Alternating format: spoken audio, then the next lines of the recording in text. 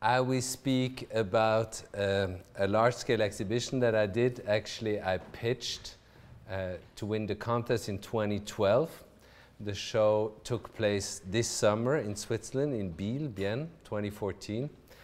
And it's quite interesting to see the time of production that it takes, actually, from the moment you basically get appointed to the moment that you're going to realize the show. And it's also quite interesting to see what happened to performance art during those 2 years. I think in 2012, performance was still at a normal state, and in the meantime, there's an incredible frenzy that was created around performance, especially performance within institutional settings, within the White Cube. I don't know who of you went to see the Xavier Leroy retrospective at PS1, but I think it's a really interesting show to have seen, because you can look at pictures, but I think it's quite difficult to grasp what it is about if you haven't seen it with your own eyes. So I guess performance is one ingredient of that project, Le Mouvement Performing the City. The other one is obviously the city, public space, and that links it to another project that I'm working on. It's this La Otra Baño that I will realize next year in September in Bogota, Colombia. And it's also interesting to work on two different continents, in two different cities that couldn't be more different, I guess. Biel with its 55,000 inhabitants, although it's the city with the most ethnic groups and the most nations represented in one city. I think there are something like over 120 nations represented in a city of 55,000 inhabitants. It's also a city with quite a bit of problems, like compared to other Swiss cities, I guess, where everything is almost antiseptic and without any problems in public life. But they have a lot of drug users, they have a high police presence, and since 20 years actually, they have an article that gives police officers the right to send someone away from public space. So it's a very special treatment of public space. I think that came initially from the United States, that actually you can ask users within public space to leave the grounds, because, and actually what is remarkable is that it's in the interpretation of every single police officer what is an interruption of public order, more or less, or what not. So actually there's no judge, there's no apparatus of several people, maybe of different capacities and competencies, but it's rather one single police officer who can take a decision.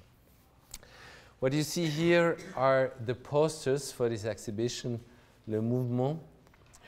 Actually there were 3 movements. The first one on the left you see was called Sculptures on the Move, the one in the middle, Performing the City, and the third one with this green color, The City Performed.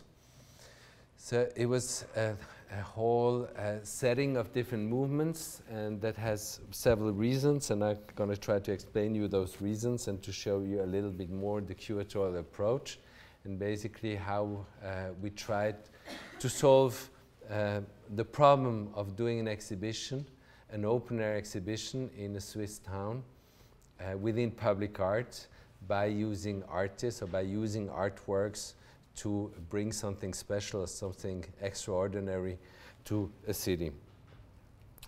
If we go back, it's one of the oldest formats for modern art in Switzerland. It was founded in 1954.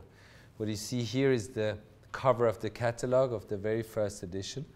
It was Strangerways, a teacher, who founded the Swiss Sculpture Exhibition. And it came together with the inauguration of a new schoolhouse that was very beautiful, with a huge park around it. And he decided to invite artists to bring sculpture to Switzerland. If we think of post-war Europe, of course, the exhibition of reference that everybody knows is Documenta. And Documenta has been found in Germany, in Kassel. And of course, we all know the history of World War II and what happened there, and how much Documenta actually has to do with the re-establishment of modern art in Germany, because after the Nazi years, actually, all of them had to flee. All museums were cleaned out of modernistic art, and it was a whole rehabilitation process that was going on, and that was part of Documenta. So in the first Documenta, that was a little bit later, but also in the 50s, you had artists, for example, as Otto Dix, who was quite famous internationally, but who hadn't shown for many, many years in Germany. In Switzerland, the problem is a bit different. What you see here is the city center of Zurich during World War II, probably in 1940. And it's quite surprising to see agriculture in the city center. So Zurich is the biggest city in Switzerland. It has now about 1 million inhabitants. And what was really strange is that actually to demonstrate the independence of Switzerland, which is quite a small country, they obliged to use every green surface in the city to plant potatoes and corn and other stuff, actually, to secure the independence of Switzerland and to make sure that we could eat our own bread and potatoes and so on. I mean, of course, it's a form of propaganda also. And you can imagine what climate that would bring, and how far it was actually to use bronze to cast a public artwork back in the days. And so this very first Swiss sculpture exhibition was a lot not about re-establish modern art, because modern art had never disappeared from the Swiss art scene, but it was much more about stating that it was important to spend money for art. So what you see here is the not so attractive webpage of the Swiss sculpture exhibition, but it shows you all the editions, and it gives you in these small pictures a little bit an idea of all those editions. What is quite interesting is that, with the exception of the 2009 edition, it's all about material statement. So it's all about sculpture by bringing material, by doing by finding or placing an object in public space, and opening up a dialogue about public space by placing objects in public space. So there are different changes. Maybe you recognize Roman Signer, quite famous artist. The edition of 2000, there was an exploding waste basket that every so-and-so minute would kind of explode and display all its content on the street. And this was the last edition in 2009, called Utopics. For me, it was quite interesting to see those two editions. The one of 2000 that was called Extra. The subject was, how many layers of reality can you graft onto reality before it collapses? I think a very typical discourse for the late 90s. Actually, all the artists who grew big in the second half of the 90s, I don't know how familiar you are with what happened in the mid-90s, but in my memories, it was quite an explosion all of a sudden of artists, contemporary artists. I remember, for example, 1996, when Douglas Gordon won the Turner Prize. Before, the Turner Prize was something that was quite British, and all of a sudden there was a sponsor, Channel 4, a TV station would broadcast the award ceremony, and it was in all media, and Douglas Gordon was a very important exponent of that young generation. 2009, they waited 9 years in between, and 2009, the edition was called Utopics, and was all about the founding of utopian states, mostly by artists. And so actually this claim of artists of having their own state, having their own currency, having their own political system, and so on. It was also organized that they showed sculptures or installations in the streets of Biel. So to summarize, of course it has a long tradition, and it's quite remarkable what happened during all those years. Actually, from the beginning, from 1954 to 2014, it was at once the 60th anniversary of the Swiss Sculpture Exhibition. And if we look back at artworks that was shown back in the days, in this very first edition of 1954, there are two great artworks that are both related to movement. The one on the left is by Karl Burkhardt, and it's called The Dancer. So a small figure, actually in an ecstatic movement, cast in bronze. And on the right-hand side, we have the famous Swiss constructivist artist Max Bill with Britain in Space. So actually you have those two poles in 1954. Interestingly, both have to do with movement, with physical movement, probably also to a certain extent with bodily expression, I mean with the dancer, but certainly also with Rhythm in Space. So actually, what is remarkable with the Swiss Sculpture Exhibition is that they always try to go further and to break in frontiers. Actually, to bring in the abstraction in this edition of 1954 was quite a step. If you look at an artwork from 2009 from Utopics, this is an artwork by Lang Baumann. So the artwork is actually those two doors and the stairs. They are quite high. It's a high rise in the city of Biel. So they're about on the 14th floor. And it looks like this vertiginous offer to step from one floor to the next. And everything looks way too fragile and too dangerous to be used. I mean, of course, we know all the codes and regulations that there are around buildings and public access. And it seems to be like a daydream or a fiction or a kind of utopia. So another example of how you can place an object and bring in thoughts or bring a certain perception around an object. I mean, there are a lot of other exhibitions in Europe. Kulturprojekt in Münster is very famous, that takes place every 10 years and was curated by Kaspar Koenig this past years. So for me, it was interesting to analyze, and actually I invited to pitch together with me Chris Sharp, who's an American curator based in Mexico City. So we did the whole project together. And in all our discussions, it was quite clear that in many public art shows, you find what Lucy Lippert called plop art. The artworks seem to be formed from the sky. There seemed to be no real connection between the place. There's no emplacement. It's maybe an embellishment of the city that would work in the 50s, but today just doesn't make sense.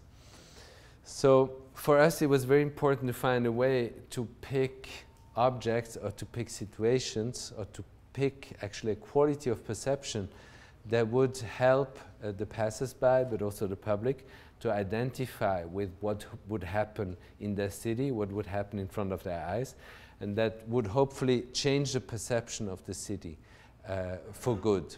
So even if you actually take the artworks away, and I think that's probably one way to measure the success of public sculpture, or of sculpture in public spaces, can you really change the perception of the city, of your city, even when the artwork is gone? Can you look at the city in a different way? So another thing that seemed to be obvious and that is very 21st century is that it's not only the three-dimensional space that you have to compete with and all the marketing measures that are taking place in public space, all the duck races. For example, during our show there was a duck race, which was a fundraiser with little plastic ducks that they would sell for $10. There's a multiple use of public space today. It's very easy to obtain a permit. Actually, a public space seems to be constantly occupied by some activities. It seems to be almost as democratic systems would be afraid to have a void, to leave this emptiness, and actually maybe to provoke some action or reaction by the citizens. But on the other hand, of course, it's all about the smartphones and about how you can surf the internet in all positions. And maybe it happened to you that you bumped into someone while surfing the internet in public space. But it's quite common that people check the text messages and email not only while driving a car, but also while walking in the street. So another problem that we faced is that contemporary art is much more present. I think in the 50s, you had maybe every now and then an article or a way to be confronted with contemporary art, while today in media society, and especially through the internet, and also like social media, especially Instagram is the picture-driven media of the moment. You have so much art floating around your face and around your mind that you really ask yourself, do you need another artwork in the street to play with, and why should it be there, and why should it occupy public space while public space can be used maybe for other self-controlled activities. During that time, another thing happened that was quite interesting is this whole Occupy movement, that all of a sudden, despite the fact that social media would be so important, that people actually went with their physical bodies to claim their rights or to bring up certain issues to awareness and into the public mind. So I think it was very interesting. On the other hand, what we thought was a problem is that all these Occupy movements have a narrative to a certain extent. But actually after some time, it was during the same time there were all the protests in Istanbul on the Taksim Square. And maybe you heard of Erdem Gündüz, which is quite a special character because on one hand he is a performance artist, so he used his body as an artist. For example, one of his performances is that he throws his body against the wall of the gallery as many times as he can get up and do it again forever and ever and ever. This kind of endurance, but also pain-inflicted performances and movements, but within the art context. And he got world famous as the standing man. Actually did nothing else but standing actually in a square, and at the moment where there was so much violence in the air that the act of standing won a certain subversive quality and triggered actually discussions and awareness, and he turned into one of the symbols of this occupation of this central square in Istanbul. So basically we found ourselves with a bunch of questions like what defines public space today, maybe even more radical, does public space longer exist? Do the actions define public space that take place therein? What is allowed to happen? How much regulation is there? Is it performed or juridically circumscribed? Is it dynamic or static? To whom does it belong? Does it belong to anyone? And with the privatization and monetization of every aspect of urban space, can public space still be said to exist? So on a theoretical level, the most important text actually that we were dealing with was probably Rosalind Deutsch's Agoraphobia, where she stresses the importance of conflicts and of possible conflicts in public space. The means of confrontation that are non-regulated and where it's also unclear how those confrontations will end up and how far the conflict will go. On the other hand, she refers to Claude Lefort, the French philosopher, and about his idea of democracy as an empty space. So actually she brings in this notion of empty space, and it's very interesting that even in urbanistic discussions, for example, the Viennese urbanist Camillo Sitte analyzed the whole public life and the organization of public squares from the Roman Empire to the Italian Renaissance. And actually he also points out that the center of the square should always be empty, should always be left empty, because it's the place of the civic. And we know very well like how many squares are actually occupied by public sculptures and kind of set up a social hierarchy, but also a hierarchy of power by placing a public monument in the middle of a square.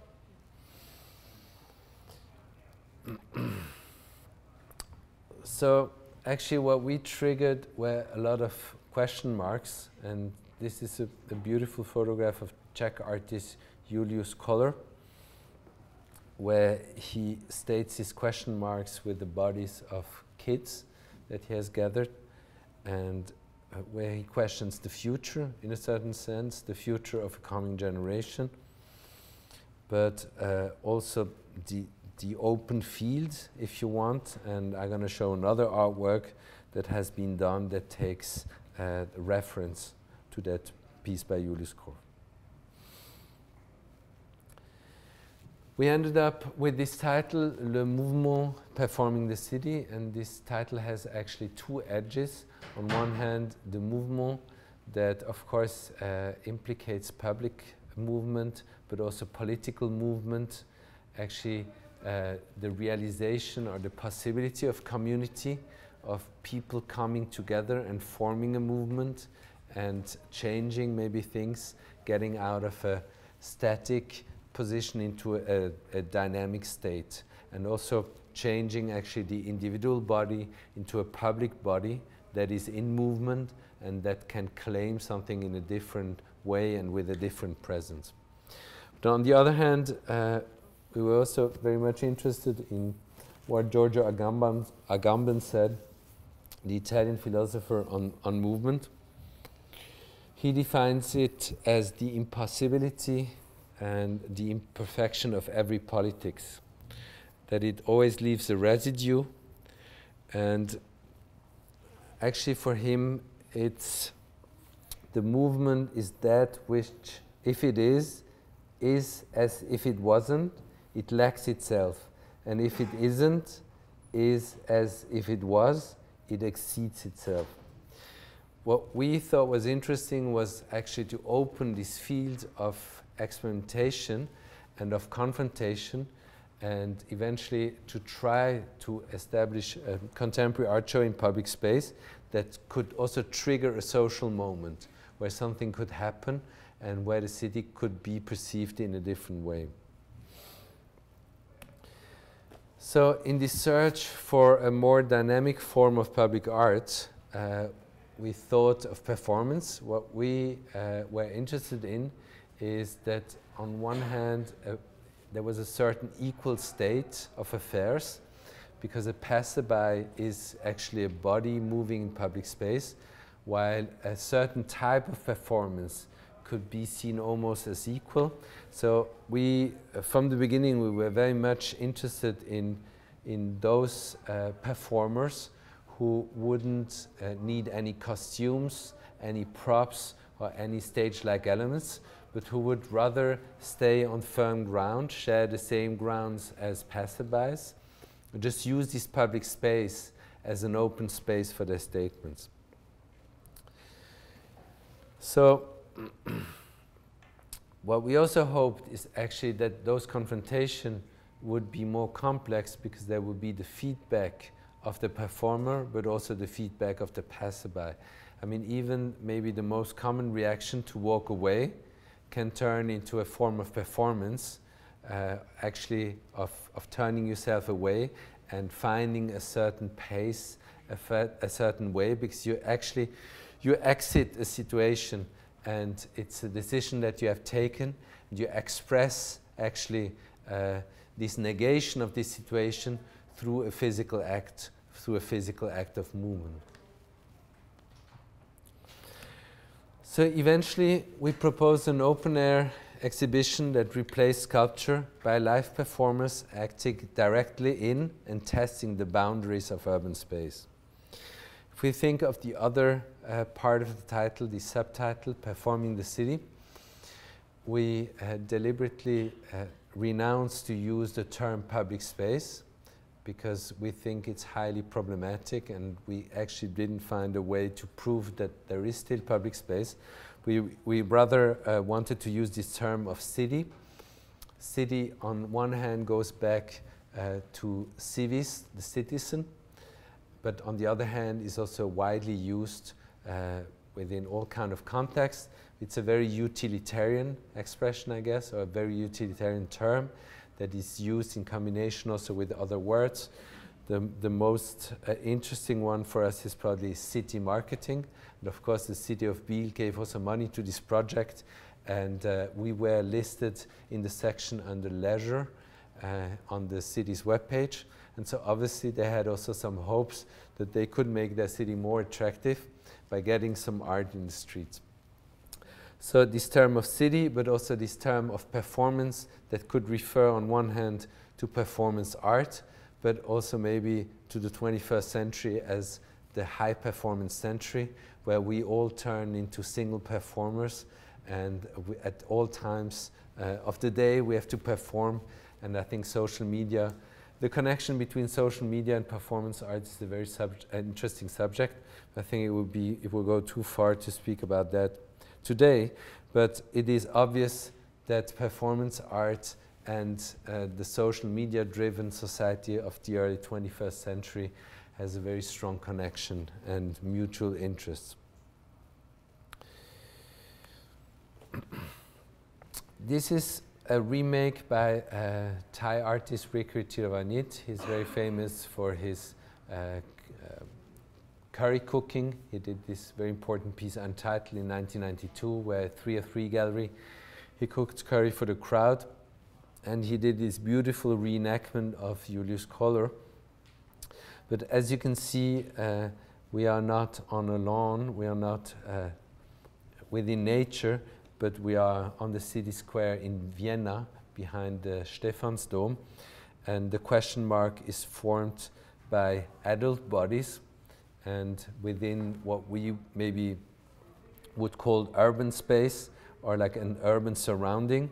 And so this image turned pretty much into what we were thinking about, like to question public space by the infiltration of human bodies, but in their civic function actually as citizens or as performer citizens. Another example of an artwork that was quite inspiring by Alexandra Pirici. She's this Romanian artist. Maybe you've seen her work in the Romanian pavilion at the last Venice Biennial, where she restaged all kind of artworks that were successful in the history of the Venice Biennial. She restaged them by human bodies. So actually she always uses performance art to substitute objects, and in many cases also objects that are artworks.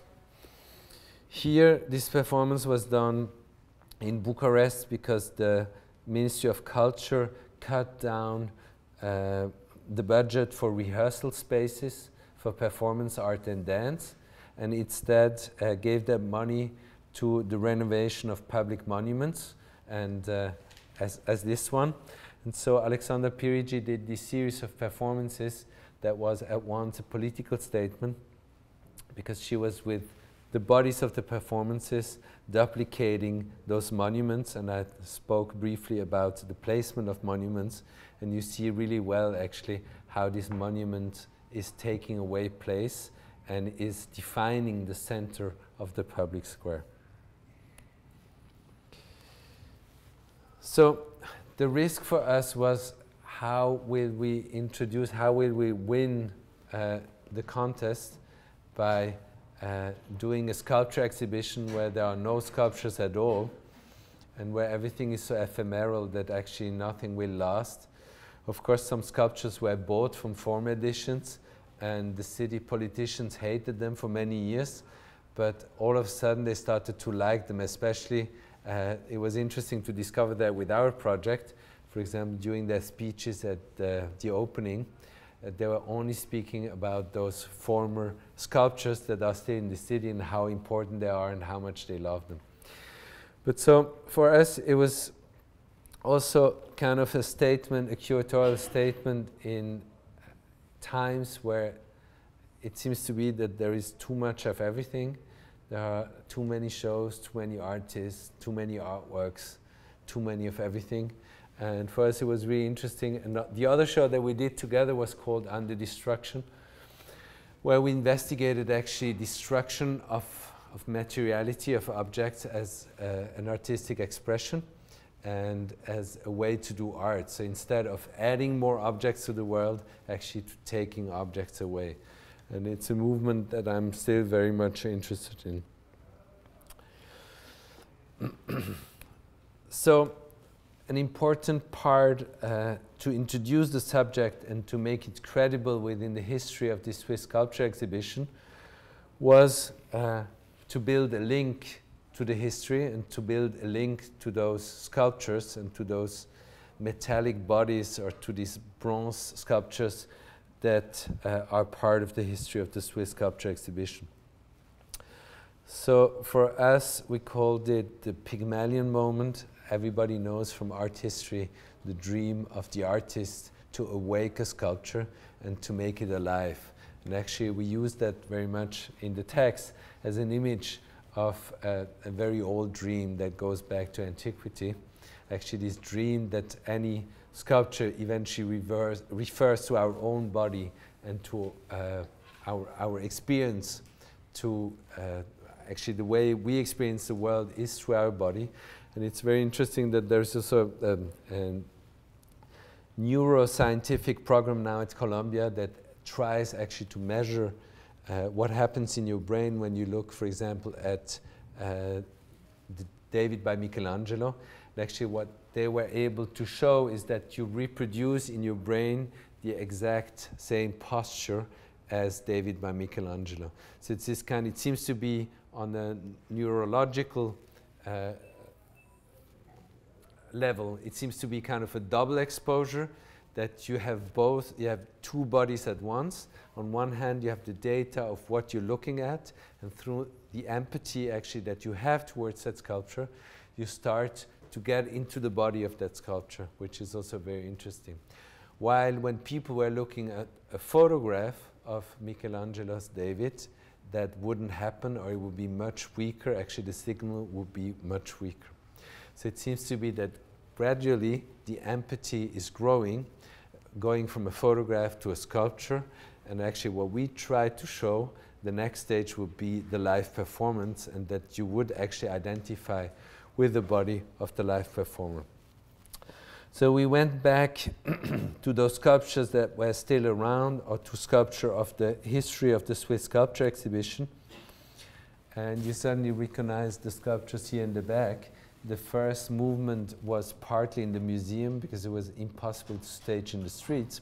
And actually, as we didn't want to clog the streets with more sculptures, it was more consequent also to stay within the museum, or in any case not to bring new sculpture to the public, to public grounds.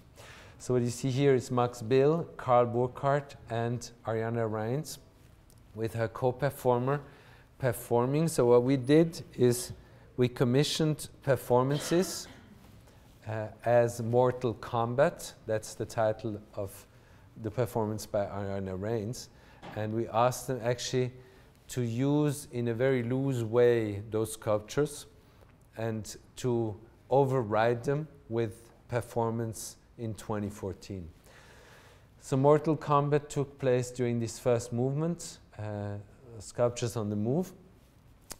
And what was really interesting is that if we look at those sculptures, I mean, if we think of the dancer as the expression of a dancing body, and rhythm in space, more an abstract form to bring in rhythm, but eventually also to have movement evocated through an abstract sculpture. The performance Mortal Kombat would bring in subject lines more from the 21st century.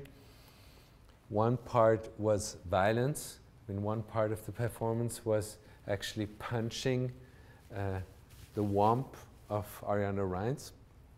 And actually the whole performance brought in completely different lines and overwrote those historical sculptures. Another work that remained from a former Swiss Sculpture Exhibition from the year 2000 is this piece by Olivier Mosse that was also very interesting for us because it's a pedestal with an inscription, A Paul Cézanne. And actually it used to be in the gardens of the Tuileries in Paris. and it was the pedestal of sculpture by Aristide Maillol. But at some point they relocated the sculpture and they forgot the pedestal. And Olivier Mosset saw the pedestal and thought that it was actually the perfect ready-made.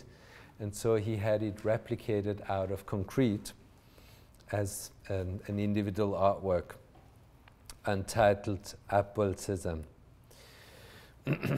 So we asked the Italian performance artist Alex Cecchetti to start from this pedestal. We replaced it in the city center, and we asked him to stage a performance that would take place every day of the 3 months of all 3 movements, and where actually it was a performance that he staged himself for 3 days. And he asked actually people to come and to learn the performance, which was quite ambitious and difficult to learn, and then to perform it for other people and to have something like a Chinese whisper of a performance that would spread over time and over the city. So actually what we tried to do is to bring the body back. Actually the Aristide Maillol sculpture got lost at some point. It turned into an artwork, and of course we asked Olivier Mosset for permission to work with his untitled work. But eventually we brought back living bodies in connection with this pedestal, and we made them into acting body. And we thought it was also very interesting with Alex Cecchetti's performance, because it's not the artist himself that stages those performances. It's not one body, but it's more almost a tradition, a contemporary tradition that is established within the city and brought from one citizen to the other. Another thing that was quite shocking is that Biel has this blue-collar past. There was a lot of industry. Amongst other factories, there was a GM, General Motors factory in the 50s. It was the only car factory in Switzerland. But stranger ways, there was not a single public artwork or not a single monument in the whole city of Biel that would kind of remember those workers and the presence of those workers and the history of industrialization in the city of Biel. Marko Lulic is an Austrian artist based in Vienna, and he has done a couple of choreographies, very interesting, where he would actually restage monuments. One is called Circulation in Space. So actually he used this circulation in space as a gym exercise, where with his own body he started to move around this sculpture. But in another example, he used a monument, a huge concrete monument that was to commemorate the victims of fascism in former Yugoslavia, and he restaged it as a dance with several bodies. So those bodies constantly try to recreate the shape of the monument, which is quite strenuous and almost impossible.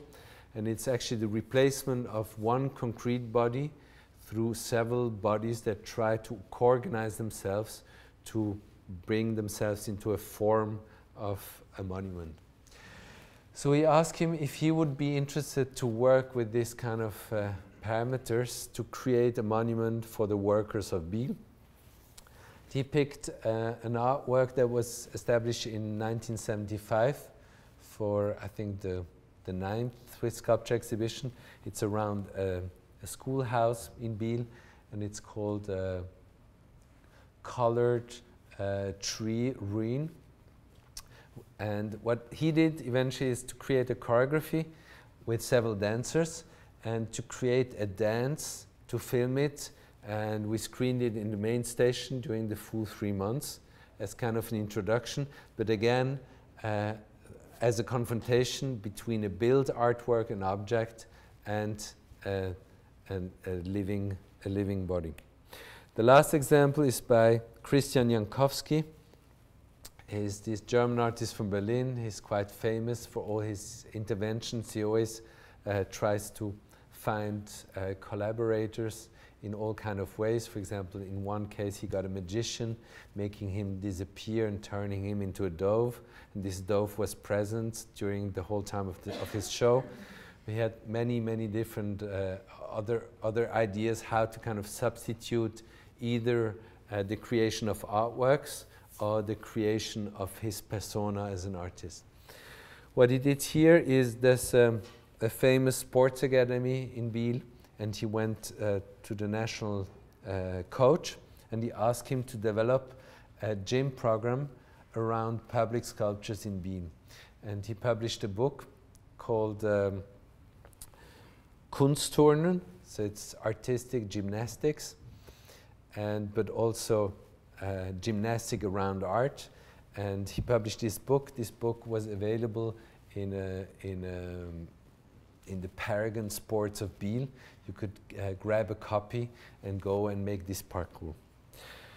So those were the examples of sculptures on the move, where we tried to establish this Pygmalion moment, or basically to translate this Pygmalion moment into the 21st century. The second part was entitled Performing the City. Took place in the last week of August of this year. There were in total 22 performance artists, dancers that we invited to be part of Performing the City. We kind of reduced the radius of activity to the city center, because we didn't want people to run around like crazy in the whole city looking for artists. But we were rather hoping for casual encounters. Actually, we thought it might be possible that people would just stroll around. And there's a beautiful pedestrian zone that is quite generous in the city center. And actually what we didn't want to do is like to create situations where people are waiting for the performer to show up, and after 10 minutes maybe they applaud, and it turns into kind of a street theater situation, where again there's a kind of a hierarchy between the public and the performing artist. We rather wanted to have like this kind of almost subliminal presence of performing bodies, and where like all kind of situations eventually would get under suspicion of maybe being art themselves, or you had to start to make an interpretation of a lot of other everyday situations that all of a sudden could turn into something that is near art.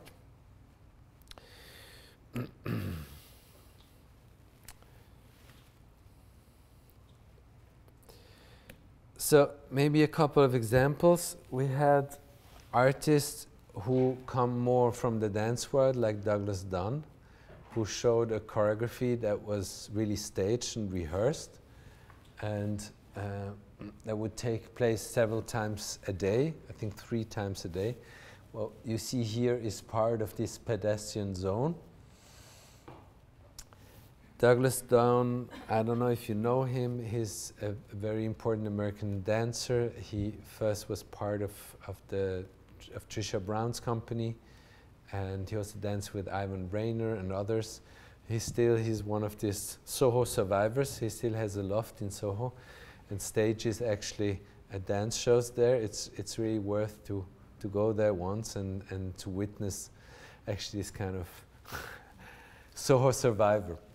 But what is really interesting is that like his way of using the human body and the movement, the human body in movement, is probably closer to dance. What is really different and where he's really strong at is that this is not a stage, this is not a stage situation, even as open as a dance stage might be since the 60s, but this is the street, and there's no proper announcement, there's no door, there's no protective layer between the public, the passers-by, and the dancers. It's called public combat, and the aspect of combat was quite obvious.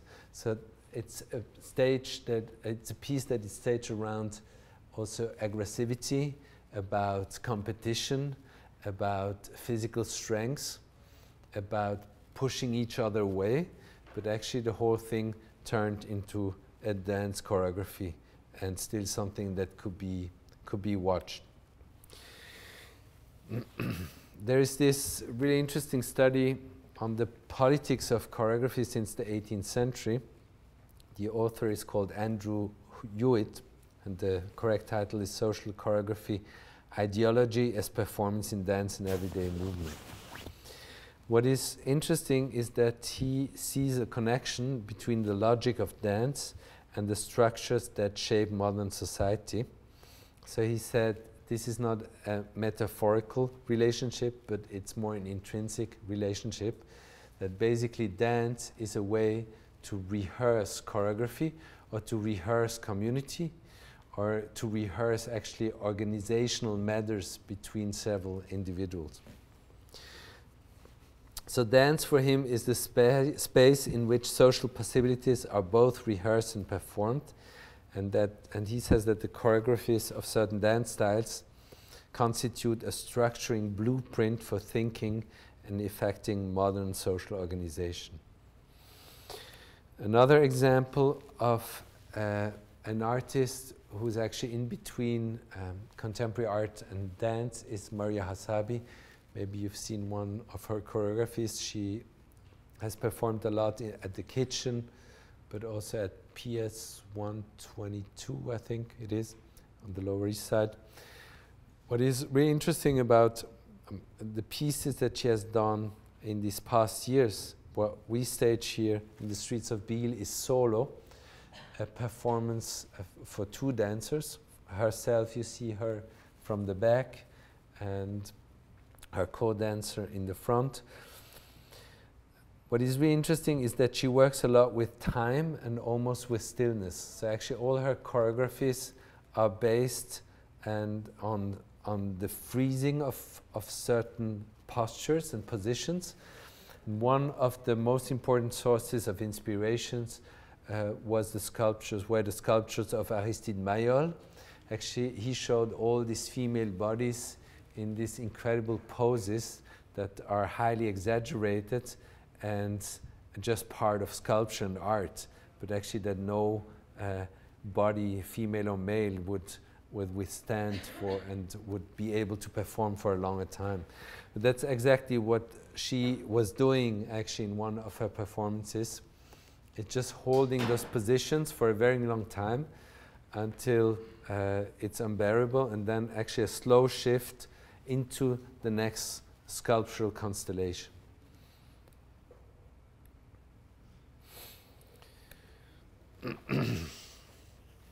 So what we try to do is to provoke debates about public art and its material and immaterial performance, and to investigate a space in which social possibilities are key. So for us, it was to a certain degree also interesting to see how people would change their behavior. Actually, there was quite a bit of imitation. People started to see public space also more as their extended living room, and started actually to use it in a much more casual way over the course of the 6 days that Performing the City took place. Another example is this Austrian performance group, Willi Dorner. Actually, he's the choreographer, he's not part of the group. He teaches, it's basically a method how to implement those movements and those infiltration of the human body into the cityscape. So he did a very thorough analysis of the city's bodies, and a lot also an analysis of negative space in the city, actually negative spaces that could host one body or several bodies. I mean, this is just an example with one body, but there were, for example, others where there was an entryway that was quite high, and they would just pile up the bodies one on the other. So actually the performers had to learn also how to get into and out of that doorway, because actually there's only one way, and the top performer totally relies on the bottom performer. What was really beautiful this performed by Willi Dorner is that it was one of the many migrant performances, and so the public was always on the run or always on the move, and was actually discovering the next intervention or actually scanning the city to find the bodies in the next constellation. And it would go a lot through courtyard situations, like these almost private settings of the city that you would never access without the leadership of this performance troupe. They all have this very colorful clothes. Actually, it's worth to Google Willy Dorner and to see like all the crazy intervention he has done. It's a very, it's called Bodies in Urban Space. It's a very successful performance that has been staged in many European cities. And I think what is really interesting is that, again, it turns the living body into a certain sculptural quality, and it seems to be almost impossible that those bodies are alive. So this is almost an inversion of the body in movement. It's a body in stillness that turns actually into a posture that seems to be almost exaggerated to be effectuated in such a precision by a human body. The craziest performance, I guess, was by a New York-based Uruguayan performer, Luciana Achugar. What was also quite interesting is to produce performance and to produce a show that consists solely by performance artists. It was much more complicated to produce. It was much more costly, actually, than a sculpture show. And because, of course, you have to pay salaries. I mean, that's also a very interesting subject, the whole economy of performance art and how it works, actually, in most cases, independently from the art market. But what was an important decision for Luciana Achugar was to bring us to the point where she was allowed to bring all her performers from New York. It's a troupe of about 10 people who work together.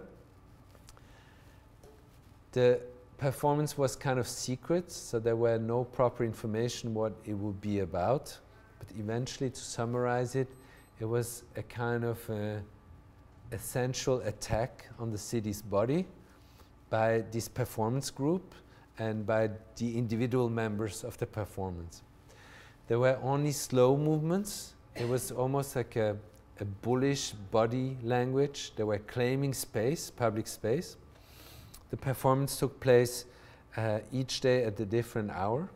There were also two different types of performances. One was more kind of a free rehearsal-like performance where they would do whatever they wanted to do. The other one was trying out new ways, new modes of operation that they experienced during the rehearsal. What was quite magic is that it kind of destroyed any type of expectations and also of ideas what public performance could be. It was a use of public space like I've never seen it before, and it was actually a building up of an energy that is very difficult to describe. I think the climax of the performance was on Thursday night. On Thursday night, the shops are open until 9 p.m. in Biel, and this kind of night shopping hours is used by teenagers for dating. So actually they all dress up and the whole pedestrian zone turns into a kind of a dating scene. I mean, it's more about like dressing up and looking at each other.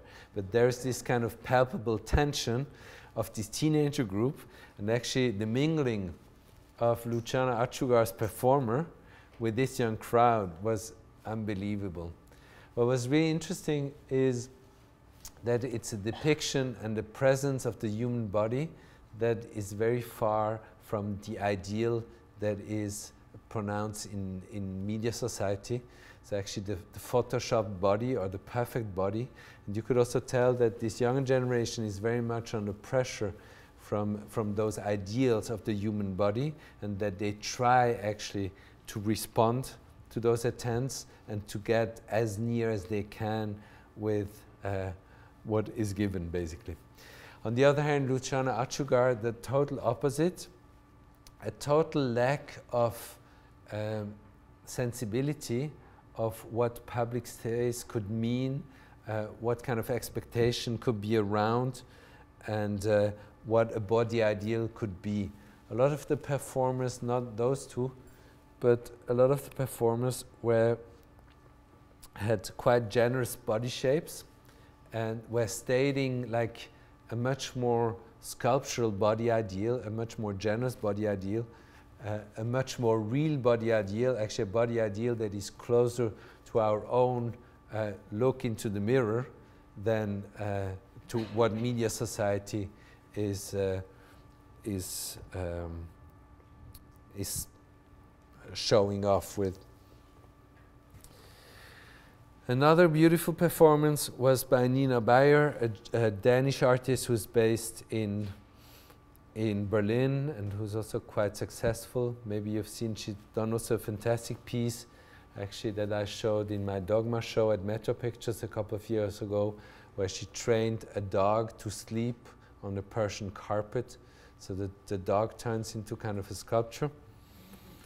This work is called The Entire Work, and it consists of a retired dancer that the artist has hired that dances her full repertoire out of memory. So it's more like a sketchy act of performance where maybe she's able to perform movements that make sense for 30 seconds or a minute, and then she interrupts, she tries to remember, she has to give up on a piece, and maybe she goes on to the next piece. Of course, this dancer is not, has not stage age anymore, she's retired, so it's also a lot about the vulnerability of the human body, of the aging human body, and the difference, actually, those extreme movements that were required and that are kind of, that find a reinterpretation in the context of this contemporary art show. Of course, also it's not a dance floor, it's the lawn in a small public park. So the floor is not very suitable for this type of dance movement. Another work by Argentinian, London-based artist Pablo Bronstein, who works a lot with Baroque culture. On one hand, the culture of the court, of royal courts, but also with architecture a lot. He was very much interested in the facade of this bourgeois building on the central square of Biel, and also on the human bodies, actually the figures that you can find on the facade. And he developed a performance to be performed on the balcony. You see it, actually, this third floor balcony. He brought a dancer from LA who performed in his Red Cat show, and that he appreciated very much for one reason. She was supposed to do what is called spezzatura. It's this very kind of exaggerated movements of 18th century courtois culture, where, for example, you have a specific movement to bring the cup of tea to your lips and to bring it back to the table. I mean, this whole culture of movements has found a certain imprint within ballet culture, but has been also taken into gay culture to a certain extent. And so he was very interested to state actually this type of movements in public space. This dancer has also a very masculine posture. She's very strong. So actually this whole performance turned out to be also a lot about sex and gender, and about the codification of movements. So on one hand you have this body with certain gender imprints. On the other hand, you have the movement overriding the body and the information, the identity of the body. One further example by Köppl-Zaschek. They draw 3 circles on a city map, and they had 3 different groups of people working circle for a full 72 hours. 3 groups were artists, sex workers, and asylum seekers. And so actually they paid them, or we paid them, to walk those circles day and night for 72 hours.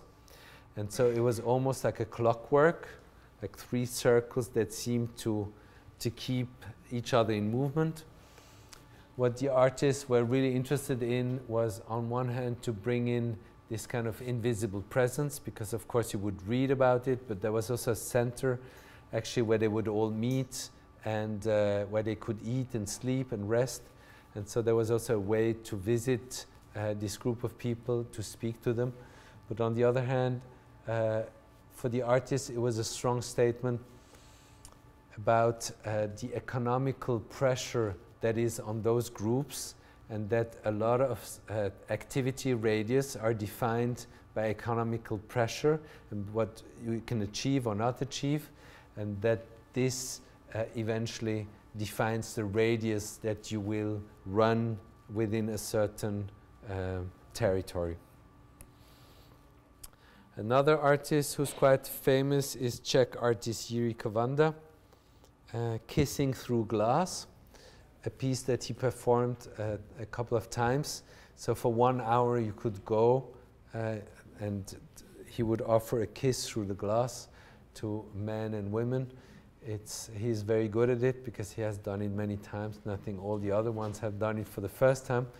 What was really interesting was, on one hand, of course, the public kiss, to kiss a man in public, but on the other hand also to kiss someone through a glass window. So actually a lot of the data of the kiss are lost, because the visual imprint is still very strong, but the tactile information is totally lost, because you kiss a piece of glass and it's not the same exchange, it's not the same intimacy. What comes with it's basically that you kiss a stranger in the street, but on the other hand it's this glass kiss. Another beautiful work by Germaine Kruip. She hired dervish dancers. There is this long tradition of dervish dance in the mountains of Turkey. You certainly know about that, where they wear these very specific costumes and hats, and they can dance in this perfect circle for not hours, but for like 15-20 minutes. So she hired 2 brothers who keep up this tradition, and she asked them to dance, but not in the traditional costumes, but just like in civic, normal street clothing almost. And this is in front of the main station. They would dance those circles. What was really interesting is that you don't really know what this person is doing, because this person obviously disconnects from public life, from street life, and goes into another state of mind. On the other hand, what is really beautiful is that the energy is kind of channeled, and that this chaotic, bustling street life all of a sudden gets organized by this simple performance, and the majority of people starts to create a circle around that body and creates an order that goes beyond actually this individual movement and traffic on this public square. Another New York artist, Liz Magic Laser, a performance artist, she hired a mime, and this mime did on the first day nothing else but copying movements of passers-by while the artist was taking notes. So she took notes actually of all these copy acts in order to make the whole performance more complex from the second day on. From the second day on one hand she was copying actual movements, but she was also playing like these recorded movements from previous days. So all of a sudden these kind of lost situations of body movements would came up again, but nobody would know actually but the artist and people reading the text that those movements in between were actually the man of yesterday crossing the street, or the woman from 2 days ago picking something up from the floor. This is a very simple performance by Jérôme Leuba, a Swiss artist from Geneva. He works with what he calls battlefields. It's always organizing singular bodies or many bodies in public space, and actually changing the public order through the presence of those bodies and by enacting this battlefield. So this is called battlefield number 85, Gaze, and he hired 6 people. Those people were in the main street, so one is in front of a bank. This guy was actually arrested after the second day. What he would do is just like seeking eye contact, pretty much how we know it from, for example, I mean, there are no prostitutes in the United States, but like in Europe, it's part of street life. Or for example, drug dealers, they are looking for your eyes, actually establishing this connection that there is the possibility to open a trade. And actually, this gaze was exactly the same, but there was nothing behind it, because it was nothing else than a public performance. But interestingly, there were a lot of complaints, and the police came several times, because it really triggered the fantasy of people, what those people would stand here for and what possibly could happen. And so they tried actually to have them arrested.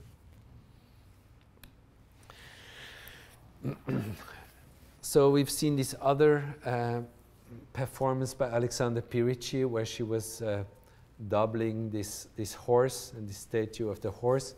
Here she reenacted a work in public space that has written art history and iconoclastic history of the 20th century.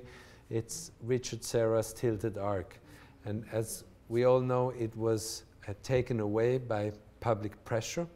I mean, one of the rare examples where the public actually intervened and had a public sculpture removed successfully, because it was seen as a hazard, and also as a factor actually where people could hide, where in general just hazardous situation would be created and taking place. So what she did during the course of performing the city was to restage the Tilted Arc with 35 people, 35 human bodies, and every day they would stand in, and they would also move every so and so minutes to close down this public square. There was very little traffic on this Centralplatz, but nevertheless there were some cars driving in, and it was actually the choice of the Tilted Arc if they wanted to open up or close down. So actually she gave a certain power to that wall, and she also took advantage of what human bodies can do and what still cannot do. Basically take decisions, and also take decision as a social body or a body of many bodies. It was interesting to see, I mean, it was quite varied, the people who took place in these Tilted Arcs. It was basically also kind of a mirror of society, of people from Switzerland, people from elsewhere. And it was really interesting to see Tilted Arc as a human sculpture. The last example of performing the city is by Chinese artist Lin Yilin. He has done street performances at a very early stage in China, actually when it was completely forbidden, and where he was constantly at risk to be arrested.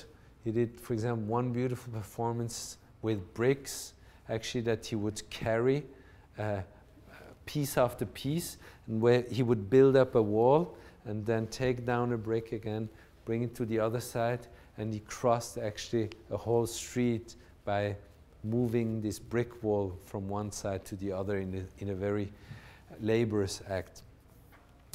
Here, he did this performance called Departure from Her Feet, and her feet is actually the justice, the symbol of justice.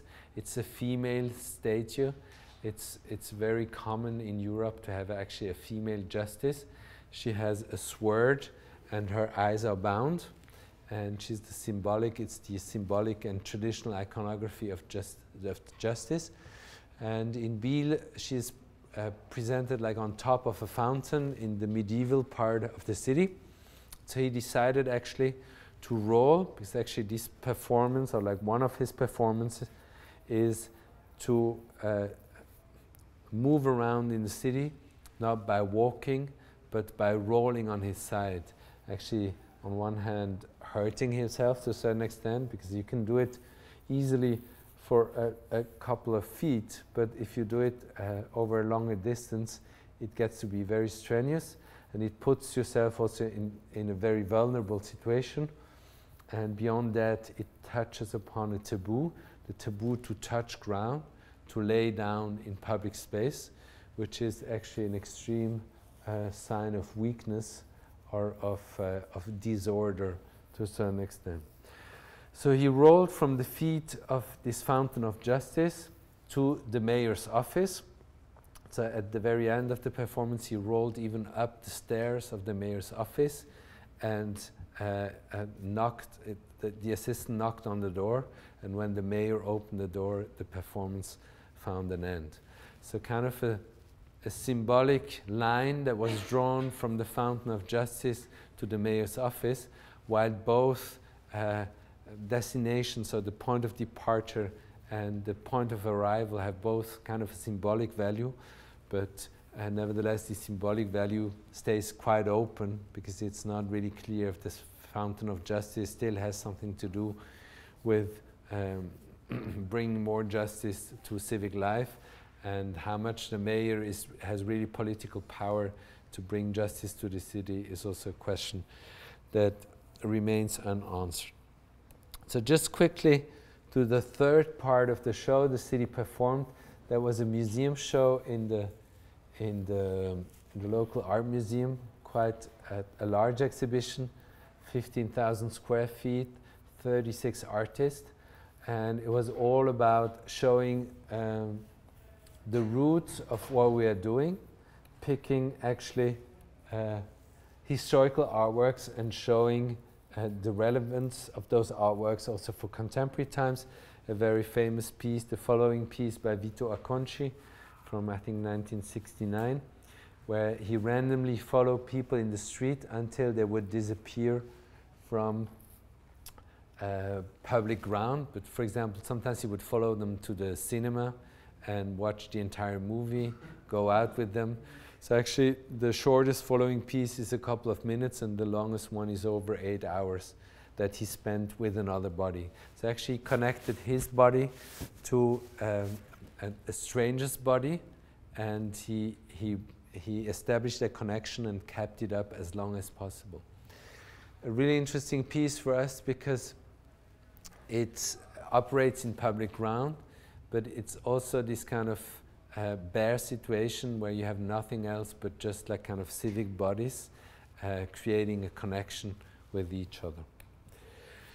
A Swiss artist who got quite famous as a musician, the group was Yellow. I don't know if you know their music, this proto-techno band, but he was also quite a famous performance artist in the late 60s.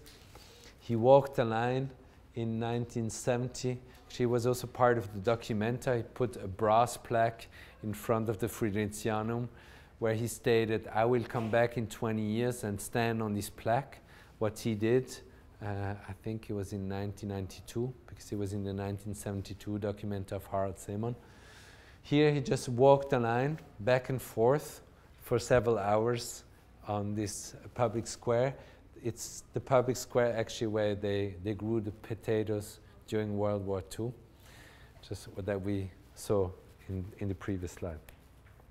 But it was also interesting to bring in other issues like feminism. We had quite a bit of works, for example, Valley Export, body configuration, a very important work, or Eva Partum, a Polish artist who we showed collages in the exhibition where she always shows and states her own naked body in public space as a feministic protest, actually, against the lack of chances for female artists and the lack of equal opportunities for both sexes. And she said she will go on with this performance until equality is a reality. But also quite unexpected work like the Austrian artist group, boy group Gelatin, with 4 members, and they've done this beautiful project in Venice at the Biennial in 2001. It's called Nella Nutella. And Nutella is of course this chocolate spread, but it's also shit. And everybody knows that the water in Venice is not very clean. But on the other hand, probably everybody has this vision at some point that you could swim in these canales and that you maybe could even jump from bridges and windows, what they did. And what is really interesting is this kind of much more physical experience of the city. Normally a touristic way to look at the city is quite strenuous and tiring for the body, not very sensual. You feel not refreshed at the end of the day, while the way that they propose here to experience the city is very sensual, is completely different at many, many levels. Another work that is quite famous, we showed the film on 3 synchronized monitors, which is really interesting because you see actually what is going on. This famous piece by Trisha Brown that was photographed and filmed by Babette Mangold. It was, as it's called, Roof Piece, and it took place in Soho and Tribeca on several roofs. So actually if you look, you're going to see several dancers. There's one here, there's one over here, there's one over there. Actually, if you look further down, you're going to see more dancers. So Trisha Brown would dance, and the dancer on the next roof would try to dance the same thing, actually. Again, this kind of Chinese whisper principle, where they would try to copy a movement from one roof to the other. It's a very archaic way of communication, but also a beautiful way to erode a movement and to bring in temporality, and also to inflict a movement that goes beyond the individual body, but that moves through the cityscape. Furthermore, it was of course a portrait of New York City, of the sky space of New York City, and of all these beautiful water tanks that are located on the roofs and that are not seen. So actually the top of the city turns into a dance stage.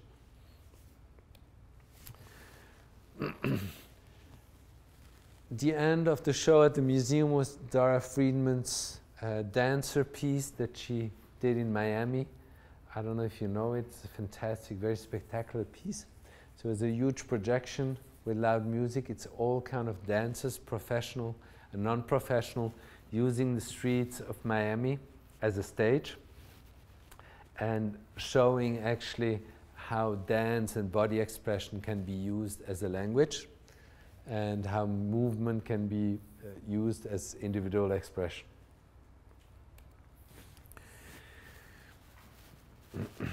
So what we try to do with Le Mouvement Performing the City, and I think we were successful at it, was to change the perception of the city, but to create direct encounters between art and passers-by, but also between the professional public that actually came from elsewhere to see the show. So we had actually a mix of different publics coming together.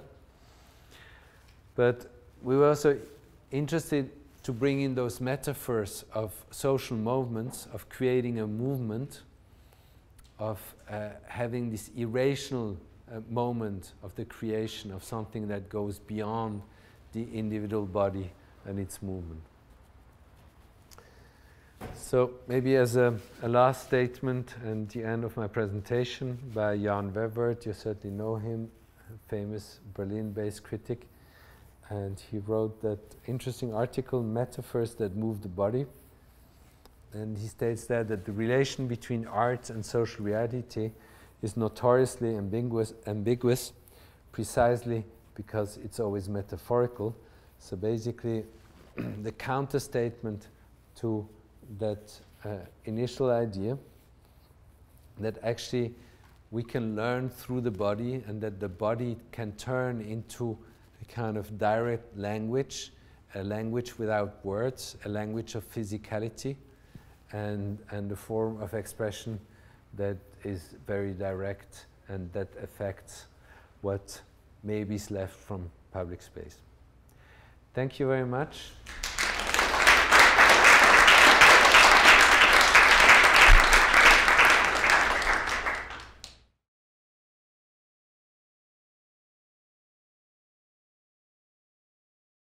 I'm not really an expert with New York City street laws. Probably there is. I would just try not to get caught. Nothing, as long as it's not dangerous for passers-by and so on, and you don't risk any liability issues. I would just do it and try not to get caught. I think public space is kind of over-regulated. I mean, I don't say that as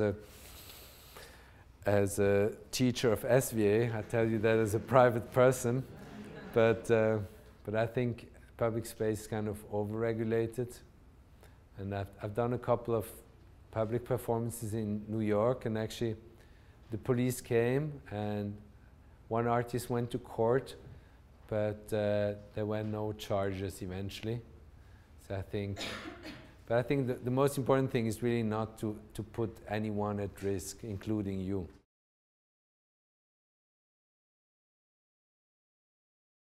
I think there are many reasons why performance art grew so big these past years. But I think, as with everything, what is really important is a precise contextualization, and I think a concept and an approach towards any kind of medium. I think it's not limited to performance art. It's the same thing. I think you can do shows that make sense and shows that don't make sense. And I mean, what is certainly special with performance art in the White Cube is that I think there are examples of happy constellations, I think, where performances work within the White Cubes, and on the other hand, there are also constellations that, to me, don't work so well.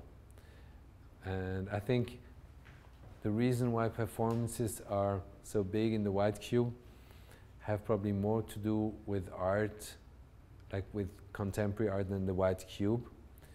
Because I think it's more a mean to express like a different art of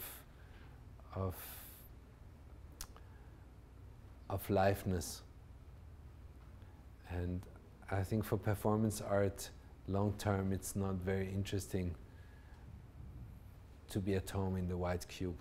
It's kind of an extraordinary situation that can bring certain assets to the table, but I think in general, it doesn't really make sense.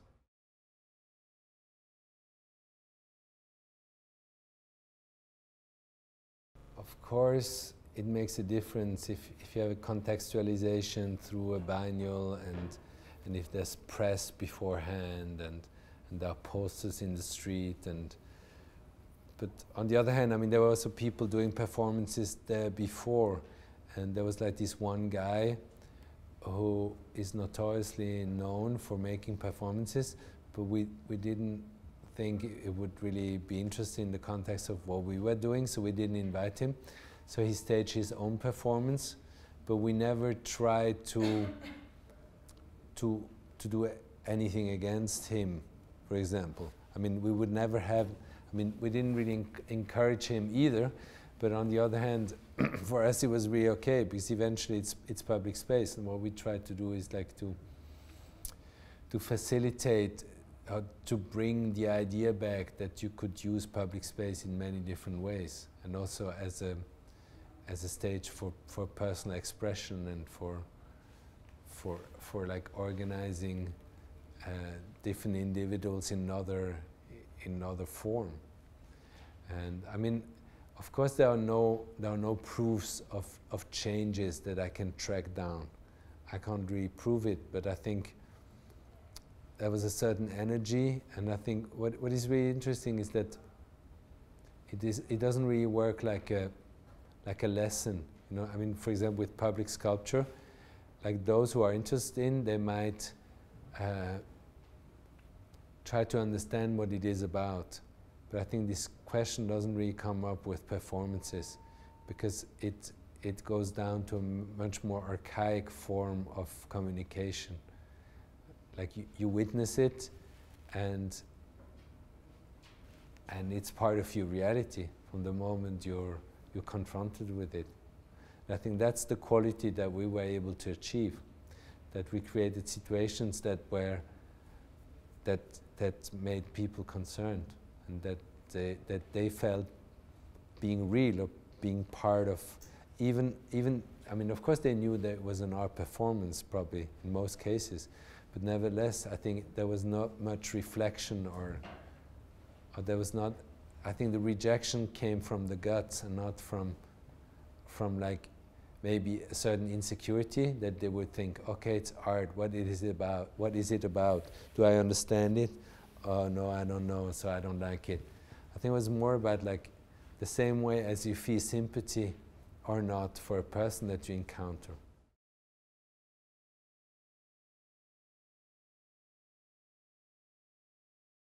Maybe they did, but nobody knows. I mean, there's a protocol actually that he wrote down. So part of the piece are those photographs and the protocol of the following, of each following, with the hours of the day.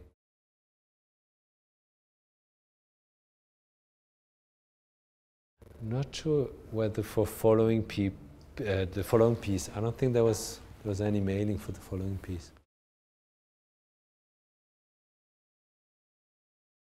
Like he hired a photographer to take pictures of him. Probably not at all times, but he wanted to produce some photographs. I mean, there were a lot of photographs in the show of those historic pieces, because obviously photography is a great way to document. Another one is Jiří Kovanda, the Kissing Through Glass guy. He did a lot of street performances in Prague, but there was still a lot of people got observed by secret services, and so he used exactly the same type of photograph. So all the performances are documented in a way as if a spy would have followed him and taken pictures from a certain distance. Like filming his taking photos of his interventions on public ground. Like one intervention would be just going up the escalator the other way around. That was just one performance. Or just standing in a square, like very simple activities.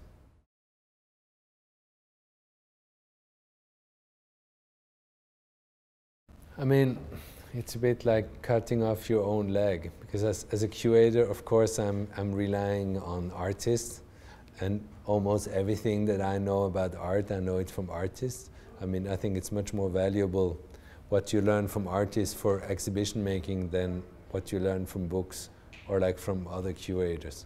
And I think all the great curators actually had like gained knowledge by talking to artists and hanging out with artists.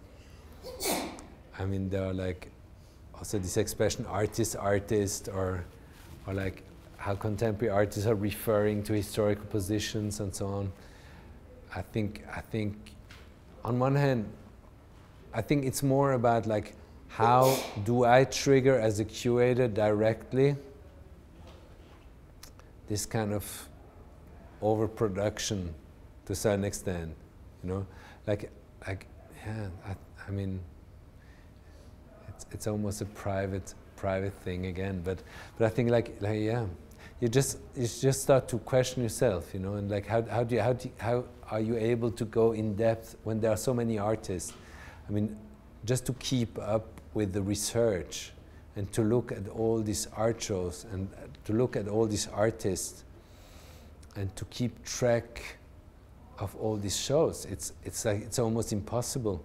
I mean, you have to track your passions basically, and thanks God that every now and then you discover like new artists or artists from a younger generation. But I think, I mean, I feel bad to say that in front of artists, you know, because like I think, on the other hand, I think it's very valuable to be an artist and also to do the formation as an artist, because I think the way artists think, and also the type of education that an art school should give, I think is is valuable, and I think it's an interesting way to face society and to face questions within society. And I mean, for that reason, I don't think there are too many artists, but it's more like from a curatorial point of view, you know, that you think, so how will that work, and how will we organize also like art history in the future? How will we be able to keep all these artworks? For me, it comes more from being tired of this accumulation of material.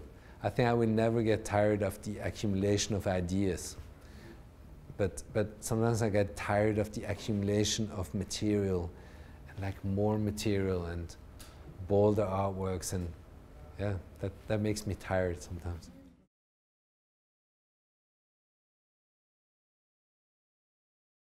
I think in general it's just more interesting to do shows when you cut down your focus and you try to look at the very tiny spot. And I mean, I try to describe what our tiny spot was. You know, I mean, there are like many more artists. For example, Georgia Sagri, she's a great performance artist, but she's also like this kind of performance artist activist. So she brings the whole content into game, and a content that functions almost like a narrative, you know, because there's a storyline, there's a claim, there's a slogan almost. And I mean, so we cut out a lot of things. You know, there are like tons of performances that are great performances or great performer that we could have invited, but I think it would have kind of blurred the lines. It would have, I mean, it's very simple what we did eventually. We kind of cut down and excluded, and it got simple in the end when we finished our research. It was kind of obvious that we simplified and that it made sense. But in the beginning, there's no research, you know, that you can use. You have to do first your own research and understand how things are functioning before you can start to cut down and to limit yourself.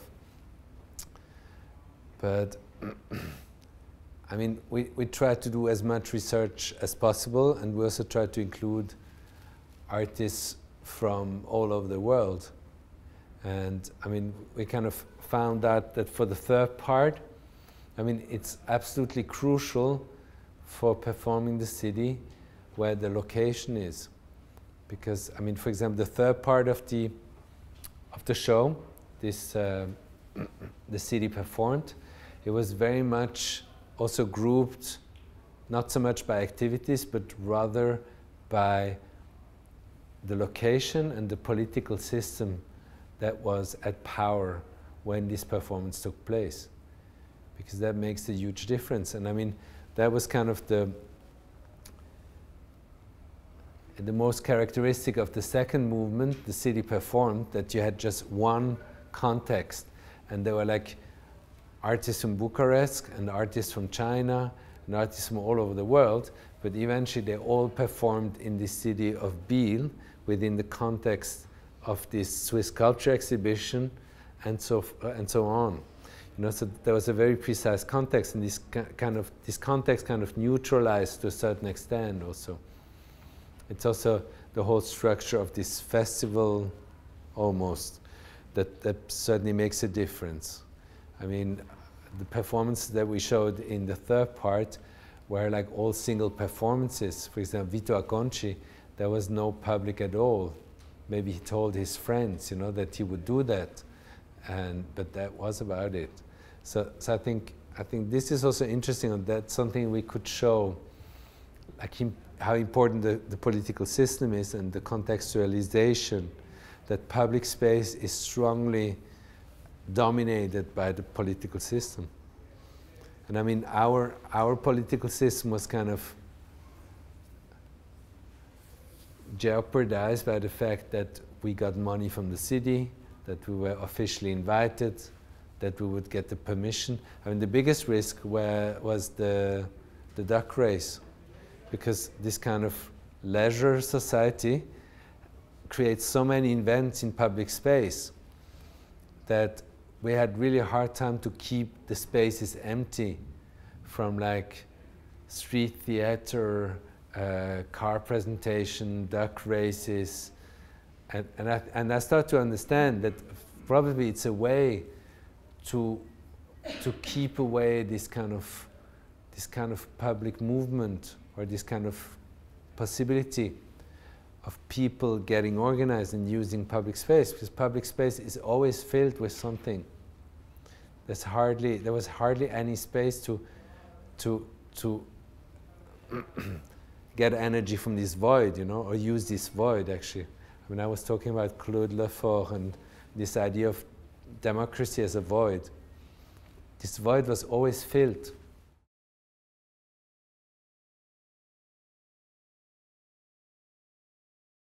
Sure, if it's possible. I mean, if you like, sometimes you do projects that are maybe very complicated, or where it really helps that you have a personal relationship with an artist. That can be interesting. But I think, in general, I always react the same. I really try to listen to the artist.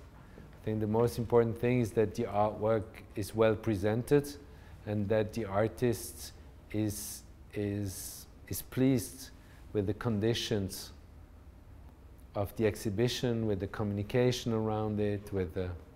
I think it makes no sense to make an art show and not to respect the artist. Even if the artist maybe is very demanding, I think you have to try to understand. Or maybe you reach a point where you say, I have a hard time to keep up this professional relationship that we established, because I reach the limits of what I can do in my professional capacities. But I think in general, for example, the duck race example, of course, Tilted Arc was cancelled that day because the duck race destroyed the square. There was one large inflatable duck in the middle of the square, and it was just like, it completely destroyed the piece. And there were a couple of discussions, but for me it was clear from the first second on. I mean, it's the same thing as if an artwork is like not working properly in a museum, you have to shut it off, and you can't show an artwork if it's not presented in its intended way, because it's very disrespectful. And I think there was the same thing with this inflatable duck. I mean, we had to pay the performer, so we paid 35 people for nothing, and we had a lot of financial tension. So it wasn't easy, but there was just no way around it. So I think the institution, I mean, it's just another form of reality that can be an enabler, but that can also bring complications to the table. Because there are things that you're not allowed to do, or like even very simple things, you're not allowed to stay after 10 p.m. And some artists like to install after midnight. And so I think, for example, I had once a discussion with an artist. I wasn't so pleased with the use of certain elements in the work. It was an element that she used before. And she used it again, but in a totally different way. And for me, it was almost like weakening that symbol by reusing it. And I told her, I just feel very strongly about it, but it's your decision. And she said, so, oh, I want to stay overnight. And the opening was the next day. And I said, so, okay, let's get organized, and you're going to stay overnight. And eventually, she took it away, that element, but we never talked about it anymore. And for me, it would be okay. I would have supported the show the same way if she would have kept those elements in this way.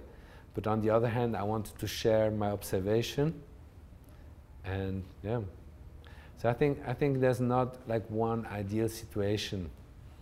Also for institutions, I mean, ideally you're in a small institution like Swiss Institute that is almost self-run, and you just have an alarm company that you have to call, so it's kind of, it's easier to accommodate a project.